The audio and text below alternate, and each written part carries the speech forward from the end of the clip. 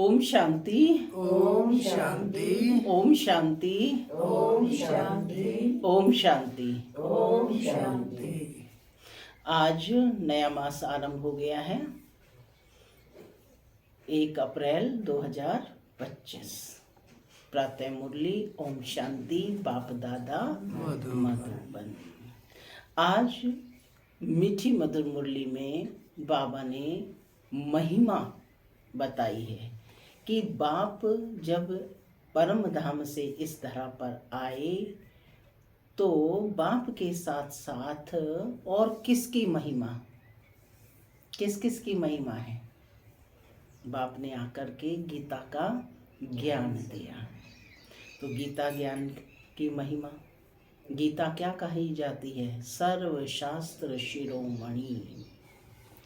साथ ही बाबा ने बताया कि भारत देश में भगवान आते हैं, तो भारत भूमि की भी महिमा। कहते ना भारत स्वर्ग है, स्वर्णिम भारत। तो क्यों कहा गया, क्यों इसकी इतनी महिमा है कि भारत में ही स्वर्ग था? क्योंकि स्वयं धरा पर भगवान पधारे हैं। तो भारत कैसा हो गया? अविनाशी खंड, जिस खंड का कभी विनाश नहीं होता। साथ ही भारतवासियों की भी महिमा है, क्योंकि बाप आकर के उन्हें धनवान, सुखी और पवित्र बनाते हैं। गायन है ना। तो गीता की भी महिमा है, बच्चों की भी महिमा है। सागर के साथ साथ मेला सागर पे लगता है, लेकिन महिमा किनकी होती है? ज्ञान गंगाओं की, चैतन्य ज्ञान गंगाओं की, नदियों की भी महिमा है। सुनते हैं आज के डायरेक्ट ईश्वरीय महावाक्य। ओम शांति। बाबा कहते मीठे बच्चे, सबकी आवाज आनी चाहिए। बाबा कहते मीठे बच्चे, बाप नॉलेजफुल है, उन्हें जानी जाननहार कहना, ये उल्टी महिमा है। बाप आते ही हैं तुम्हें पतित से पावन बनाने। बाप नॉलेजफुल है, उन्हें जानी जाननहार कहना, ये उल्टी महिमा है। बाप आते ही हैं तुम्हें पतित से पावन बनाने। आज की मुरली से प्रश्न है, बाप के साथ साथ सबसे अधिक महिमा और किसकी है और कैसे? बाप के साथ साथ सबसे अधिक महिमा और किसकी है और कैसे? ब्रह्मा बाबा की भी महिमा है, ये भी बात है ना, विचारणीय है कि ब्रह्मा की भी महिमा इसी समय होती है। और सुनते हैं बाबा का उत्तर। बाबा कहते, एक तो बाप के साथ भारत की महिमा भी बहुत है। भारत ही अविनाशी खंड है, भारत ही स्वर्ग बनता है। भारत में ही बाप ने भारतवासियों को ही धनवान, सुखी और पवित्र बनाया है। दूसरा, गीता की भी महिमा अपरम अपार है। सर्वशास्त्रमयी शिरोमणि गीता है। तीसरा, तुम चैतन्य ज्ञान गंगाओं की भी बहुत महिमा है। तुम डायरेक्ट ज्ञान सागर से निकली हो। ओम शांति। माना मैं शांत स्वरूप आत्मा हूँ, शांति मेरा स्वधर्म है। बाबा कहते मीठे बच्चे अब घर वापस जाना है। ओम शांति। ओम शांति का अर्थ तो नए व पुराने बच्चों ने समझा है, सबको समझ आया है ना ओम शांति का अर्थ। तुम बच्चे जान गए हो कि हम सब आत्माएं परमात्मा की संतान हैं। परमात्मा ऊंच ते ऊंच और बहुत प्यारे ते प्यारा सभी का माशूक है। कौन है परमात्मा? सभी आत्माओं का माशूक है। बच्चों को ज्ञान और भक्ति का राज तो समझाया है। ज्ञान माना दिन, सतयुग त्रेता, भक्ति माना रात, द्वापर कलयुग। भारत की ही बात है, ये सारी कहाँ का खेल है? भारत का ही खेल है। तो बाबा कहते भारत की ही बात है। पहले पहले तुम भारतवासी आते हो, 84 का चक्र भी तुम भारतवासियों के लिए ही है। भारत ही अविनाशी खंड है, भारत खंड ही स्वर्ग बनता है, और कोई खंड स्वर्ग नहीं बनता। ठीक है ना? इसीलिए देखो आज तक भी हम स्वर्ग को याद करते हैं, और वो कहते हैं कि इसी दुनिया में ही स्वर्ग है। माने वही सुख जो साधन आज मिले हैं, इसी को ही वो स्वर्ग समझते हैं। बल्कि बाइबल में क्या लिखा है कि 3000 वर्ष पूर्व क्या था? भारत में स्वर्ग था, हेवन था। तो बाबा कहते हैं कि 84 जन्म लेते हैं, नरकवासी बनते हैं, वही फिर स्वर्गवासी बनेंगे। इस समय सभी नरकवासी हैं। 84 जन्म कौन लेते हैं? भारतवासी ही फिर 84 जन्म लेते हैं, नरकवासी बनते हैं, वही फिर स्वर्गवासी बने। माने सारा खेल यहीं पर होता है भारत में। इस समय सभी नरकवासी हैं, फिर भी और सभी खंड विनाश हो, बाकी भारत रहेगा। भारत खंड की महिमा अपरम अपार है। भारत में ही बाप आकर तुमको राजयोग सिखलाते हैं। यह गीता का पुरुषोत्तम संगम युग है। भारत ही फिर पुरुषोत्तम बनने का है। अभी वह आदि सनातन देवी देवता धर्म भी नहीं है, राज्य भी नहीं है, तो वह युग भी नहीं है। तुम बच्चे जानते हो कि वर्ल्ड ऑलमाइटी अथॉरिटी एक भगवान को ही कहा जाता है। भारतवासी ये बहुत भूल करते हैं जो कहते हैं कि वह अंतर्यामी है, सभी के अंदर को वह जानते हैं। आज विचार करना है, इस पर मंथन करना है। क्या भगवान अंतर्यामी है? एक एक आत्मा के अंदर की थॉट्स को रीड करेगा क्या बैठकर? इस पर विचार करेंगे। जो कहते हैं कि वह अंतर्यामी है, सभी के अंदर को वह जानते हैं। बाप कहते हैं मैं कोई के अंदर को नहीं जानता हूँ, मेरा तो काम ही है पतितों को पावन बनाना। बहुत कहते हैं शिव बाबा आप तो अंतर्यामी हो।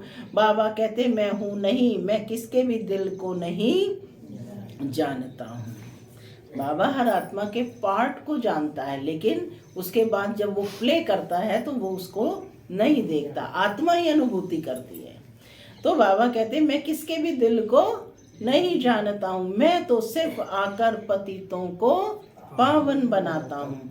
मुझे बुलाते ही पतित दुनिया में है, और मैं एक ही बार आता हूँ जबकि पुरानी दुनिया को नया बनाना है। मनुष्यों को ये पता ही नहीं है कि यह जो दुनिया है वह नई से पुरानी, पुरानी से नई कब होती है। हर चीज नई से पुरानी सतो रजो तमो में जरूर आती है। मनुष्य भी ऐसे होते हैं। बालक सतो प्रधान है, फिर युवा होते हैं, फिर वृद्ध होते हैं, अर्थात रजो तमो में आते हैं। बूढ़ा शरीर होता है तो वह छोड़कर फिर बच्चा बनेंगे। बच्चे जानते हैं कि नई दुनिया में भारत कितना ऊंच था। भारत की महिमा अपरम अपार है। इतना सुखी, धनवान, पवित्र और कोई खंड है नहीं। फिर सतो प्रधान बनाने बाप आए हैं। सतो प्रधान दुनिया की अवस्थापना हो रही है।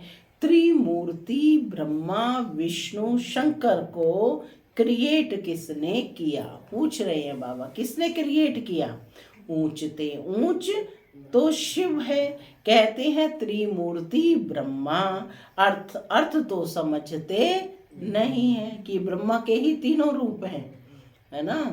ब्रह्मा और विष्णु और शंकर। शंकर कौन सा रूप है? तपस्वी रूप है। और विष्णु कर्म का रूप है ना। 4 हाथ दिखाए हैं ना, गृहस्थी प्रवृत्ति मार्ग दिखाया। और ब्रह्मा इस समय है ही, है ना, जो स्थापना का कार्य कर रहे हैं। तो कहते हैं त्रिमूर्ति ब्रह्मा, अर्थ तो समझते नहीं, वास्तव में कहना चाहिए त्रिमूर्ति शिव न कि ब्रह्मा। अब गाते हैं देव देव महादेव, शंकर को ऊंच रखते हैं तो त्रिमूर्ति शंकर कहे ना। कभी कहते हैं त्रिमूर्ति शंकर? नहीं कहते ना। फिर त्रिमूर्ति ब्रह्मा क्यों कहते हैं? पूछ रहे हैं बाबा। शिव है रचयिता, इनकी रचना किसने की? शिव ने। तो त्रिमूर्ति कौन हुआ? तीनों को रचने वाला परम पिता शिव परमात्मा। गाते भी हैं परम पिता परमात्मा ब्रह्मा द्वारा स्थापना करते हैं ब्राह्मणों की। भक्ति मार्ग में नॉलेजफुल बाप को जानी जाननहार कह देते हैं। अब वह महिमा अर्थ सहित नहीं है। तुम बच्चे जानते हो बाप द्वारा हमें वर्षा मिलता है। आज इस पर विचार करना है कि भक्ति मार्ग में नॉलेजफुल बाप को जानी जाननहार कह देते हैं। जैसे एक डायरेक्टर होता है, वो सारी डायरेक्शन सब पात्रों का उसको पता होता है ना, लेकिन जब वो पात्र प्ले करते हैं उसकी फीलिंग और वो कोई जानता है, तब तो वो पात्र ही जानता है ना सब कुछ। तो बाबा कहते हैं, तो बाबा भी कि आप देवता बनते हैं, ये बनते हैं, सारे पार्ट पता है बाबा को, लेकिन हर एक को रीड नहीं करता। अब वह महिमा अर्थ सहित नहीं है। तो बाबा ने कहा तुम बच्चे जानते हो बाप द्वारा हमें वर्षा मिलता है। वह खुद हम ब्राह्मणों को पढ़ाते हैं, क्योंकि वह बाप भी है, सुप्रीम टीचर भी है। वर्ल्ड की हिस्ट्री ज्योग्राफी कैसे चक्र लगाती है वह भी समझाते हैं। वही नॉलेज फुल है। बाकी ऐसे नहीं कि वह जानी जानन हार, ये भूल है। मैं तो सिर्फ आकर पतितों को पावन बनाता हूँ, 21 जन्मों के लिए राज्य भाग्य देता हूँ। भक्ति मार्ग में है अल्पकाल का सुख, जिसको सन्यासी हठ योगी जानते ही नहीं। ब्रह्म को याद करते हैं। अब ब्रह्म तो भगवान नहीं, भगवान तो एक निराकार शिव है, जो सर्व आत्माओं का बाप है। हम आत्माओं के रहने का स्थान ब्रह्मांड स्वीट होम है। क्या है हम आत्माओं के रहने का स्थान? ब्रह्मांड स्वीट होम है। वहां से हम आत्माएं यहाँ पाठ बजाने आती हैं। आत्मा कहती है हम एक शरीर छोड़ दूसरा तीसरा लेती हैं, माने एक जन्म बाई जन्म लेते रहते हैं। 84 जन्म भी भारतवासियों के ही हैं। जिन्होंने बहुत भक्ति की है वही फिर ज्ञान भी जास्ती उठाएंगे। बाप कहते हैं गृहस्थ व्यवहार में रहो भल। क्या कहते बाबा? गृहस्थ व्यवहार में बल रहो, परंतु श्रीमत पर चलो। तुम सभी आत्माएं आशिक हो एक परमात्मा माशुक के। भक्ति मार्ग से लेकर तुम याद करते आए हो। आत्मा बाप को याद करती है, यह है ही दुख धाम। हम आत्माएं असल में शांति धाम के निवासी हैं। पीछे आए सुख धाम में, फिर हमने 84 जन्म लिए। हम सो हम का अर्थ भी समझाया है। वह तो कह देते आत्मा सो परमात्मा, परमात्मा सो आत्मा। अब बाप ने समझाया है कि हम सो देवता, हम सो क्षत्रिय, हम सो वैश्य, वैश्य सो शूद्र। अभी हम सो ब्राह्मण बने हैं, सो देवता बनने के लिए। तो ये हम सो हम का अर्थ बाबा ने आकर समझाया। यह है यथार्थ अर्थ, वह है बिल्कुल रोंग अर्थ। सतयुग में एक देवी देवता धर्म अद्वैत धर्म था, पीछे और धर्म हुए तो द्वैत हुआ। सतयुग में केवल एक ही धर्म था तो उसको कहते हैं अद्वैत धर्म। फिर बाद में द्वापर से अन्य धर्म आए तो उसको कहते हैं द्वैत। द्वापर दो पुर हो गए। द्वापर से आसुरी रावण राज्य शुरू हो जाता है। सतयुग में रावण राज्य ही नहीं तो 5 विकार भी नहीं हो सकते। वह है ही संपूर्ण निर्विकारी। अभी तुम हो गॉडली स्टूडेंट। क्या कहा बाबा ने? कौन हो तुम? गॉडली स्टूडेंट, भगवान के विद्यार्थी हो, भगवान के बच्चे हो। तो यह टीचर भी हुआ, फादर भी हुआ। फिर तुम बच्चों को सदगति दे स्वर्ग में ले जाते हैं। तो बाप, टीचर, गुरु तीनों ही हो गया ना।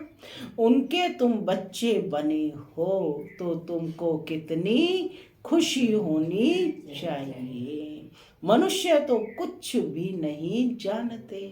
रावण राज्य है ना, हर वर्ष रावण को जलाते आते हैं, परंतु रावण है कौन ये नहीं जानते।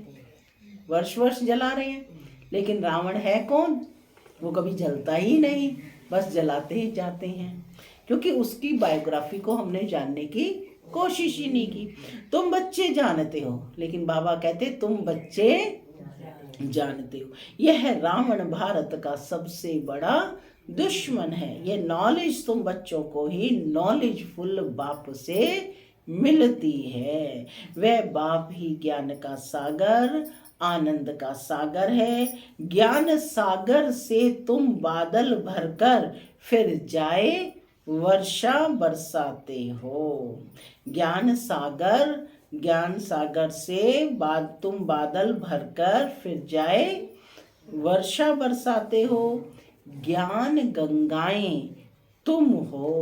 कौन बैठे हो? ज्ञान गंगाएं तुम्हारी ही महिमा है। बाप कहते हैं मैं तुमको अभी पावन बनाने आया हूँ। ये एक जन्म तुम पवित्र बनो, मुझे याद करो, तो तुम तमो प्रधान से सतो प्रधान बन जाएंगे।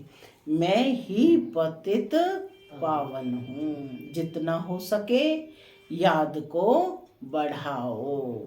मुख से शिव बाबा कहना भी नहीं है, जैसे आशिक माशुक को याद करते हैं।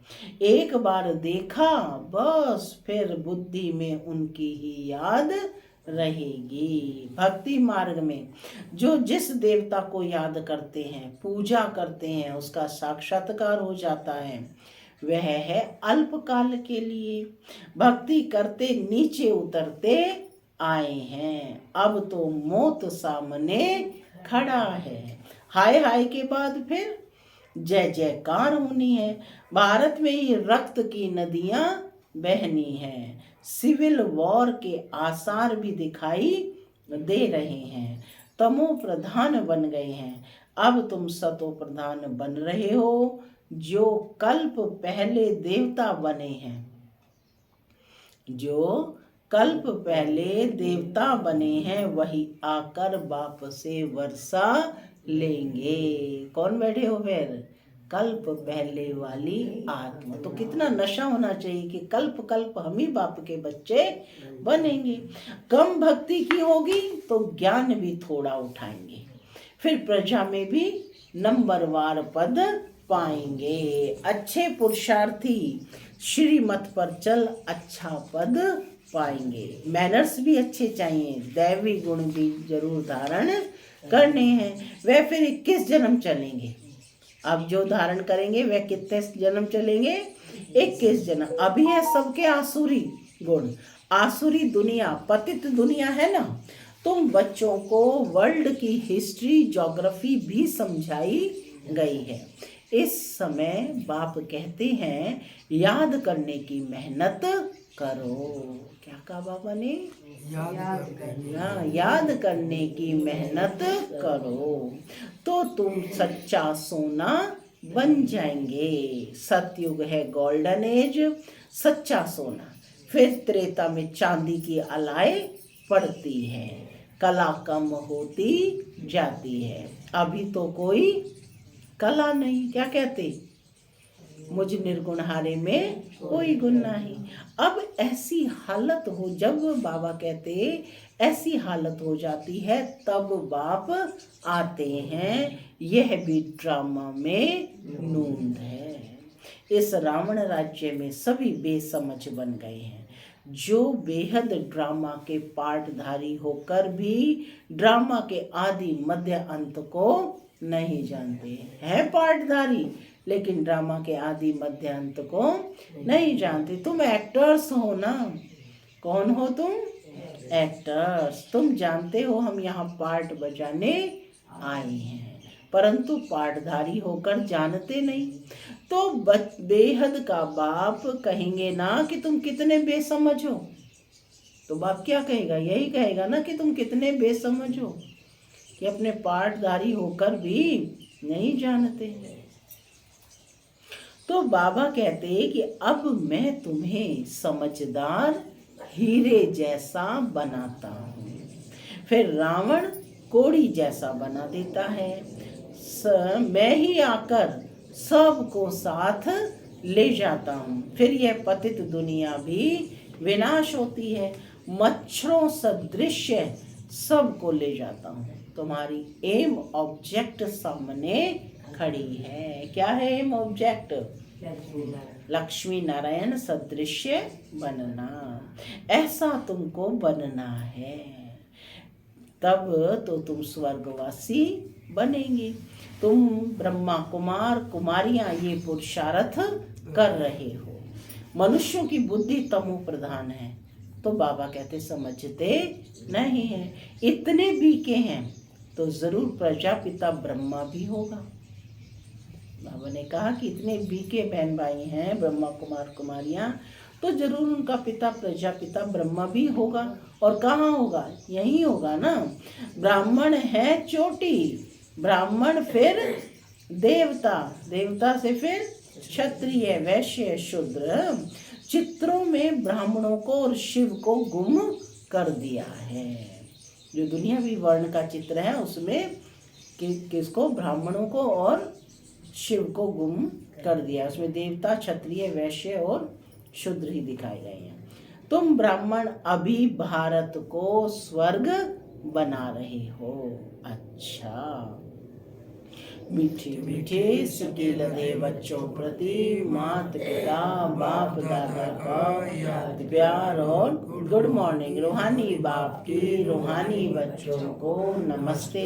हम रूहानी बच्चों की रूहानी माता पिता बाप दादा को याद प्यार गुड मॉर्निंग और नमस्ते। नमस्ते सदा रहो हंसते बनो फरिश्ते चलो परमधाम के रास्ते।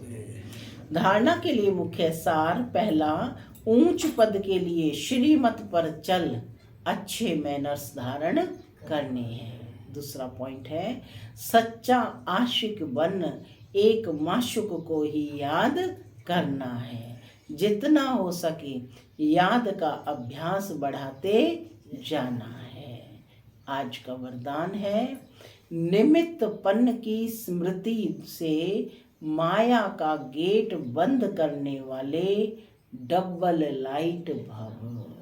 निमित्तपन की स्मृति से माया का गेट बंद करने वाले डबल लाइट भव।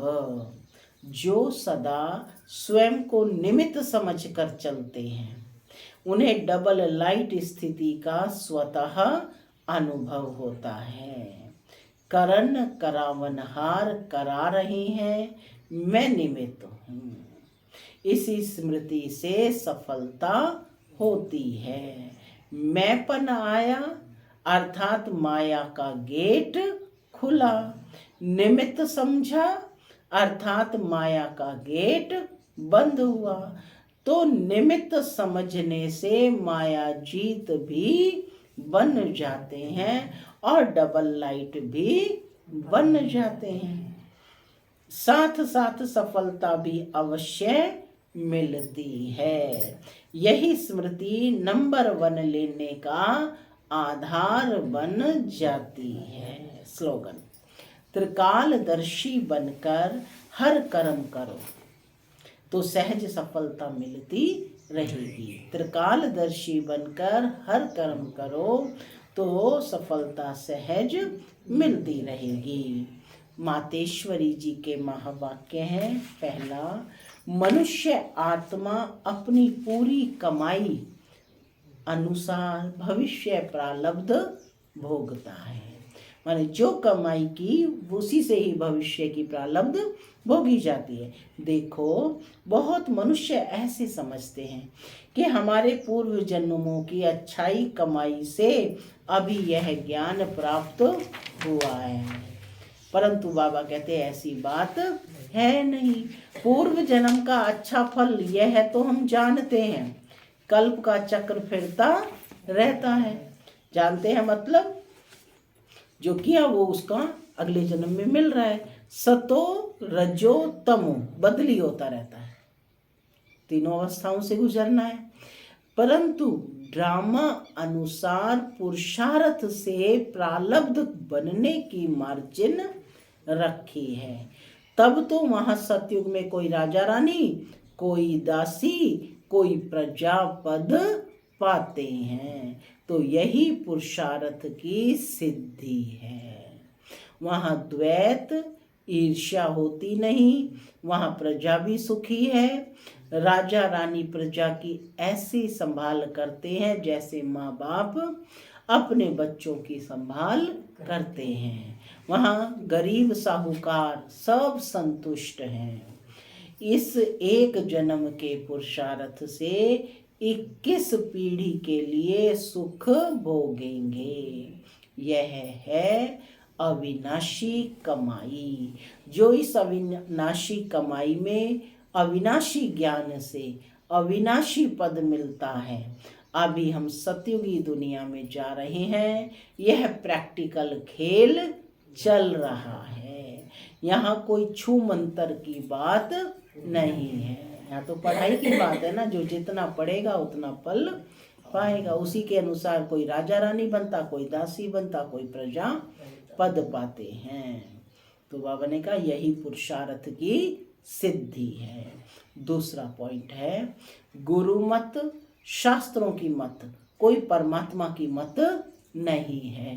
परमात्मा कहते हैं बच्चे यह गुरु मत, शास्त्र मत कोई मेरी मत नहीं है। यह तो सिर्फ मेरे नाम की मत देते हैं, परंतु मेरी मत तो मैं ही जानता हूँ। मेरे मिलने का पता मैं आकर ही देता हूँ। उसके पहले मेरी एड्रेस कोई नहीं जानता। गीता में भल भगवान वाच है, परंतु गीता भी मनुष्यों ने बनाई है। भगवान तो स्वयं कौन है? ज्ञान का सागर है। भगवान ने जो महावाक्य सुनाए हैं उनका यादगार फिर गीता बनी है। यह विद्वान पंडित आचार्य कहते हैं।